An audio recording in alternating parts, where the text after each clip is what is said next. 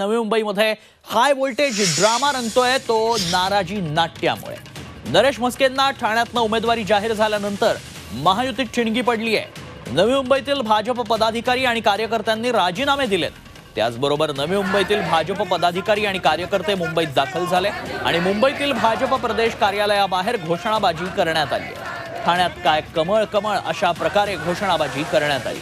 शिवसेनेच्या नवी मुंबईतील पदाधिकाऱ्यांच्या वक्तव्यामुळे भाजपचे पदाधिकारी कार्यकर्त्यांचा बांध फुटल्याचं संदीप नाईक म्हणाले। त्यांची नाराजी दूर केली जाईल असंही त्यांनी सांगितलं। महायुती सर्व परिस्थिती निवळेल अशी प्रतिक्रिया नरेश म्हस्के आणि मुख्यमंत्री शिंदेंनी दिली आहे।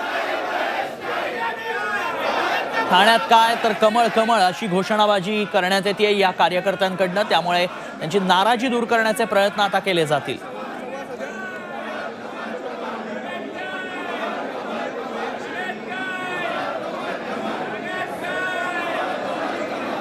आणि थेट जाणार आहोत, आमचे प्रतिनिधी कपिल राऊत सध्या आपल्या संपर्कात आहेत। कपिल, संदीप नाईक म्हणतात की नाराजी नाहीये, मात्र म्हस्केंचा प्रचार करणार आहोत, तरीही भाजप कार्यकर्ते आक्रमक झालेत, नेमकं काय कारण आहे त्यामागचं?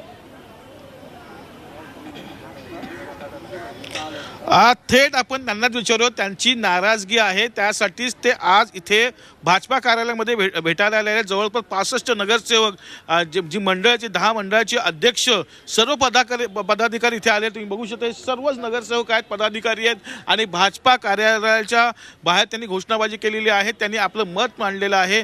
त्यांचं काय मत आहे ते थेट त्यांच्याकडून जाणून घेऊया। हे सर्व नगरसेवक आहेत, पदाधिकारी आहेत। सर, काय मत आहे तुमचं? या ठिकाणी आमचे जिल्हाध्यक्ष माननीय संदीपजी नाईक यांनी आम्हाला सांगितले की युतीचा आपल्याला प्रचार करायचा आहे, 400 पार मोदीजींना आणायचं आहे, परंतु आमच्या या जिल्हाध्यक्षांच्या या निर्णयाच्या विरोधात आम्ही या ठिकाणी आहोत। या ठिकाणी आम्ही 65 नगरसेवक नवी मुंबई व कायमच अन्याय का नाईक साहेब व नवी मुंबईतील भाजप ही संपवायची कोणी सुपारी घेतलेली आहे का? या ठिकाणी नवी मुंबईतील 65 नगरसेवक 10 वाशी, बेलापूर, दिघा, ऐरोली, सिवूड, बेलापूर या ठिकाणचे सर्व, नेरूळ या ठिकाणचे सर्व 10 नगरसेवक एकेका मंडलच्या अंडर जवळजवळ 650 पदाधिकाऱ्यांची टीम असते। एवढे सगळेजण आमच्या या ठिकाणी आम्ही सामूहिक राजीनामे आज या ठिकाणी दिलेले आहे।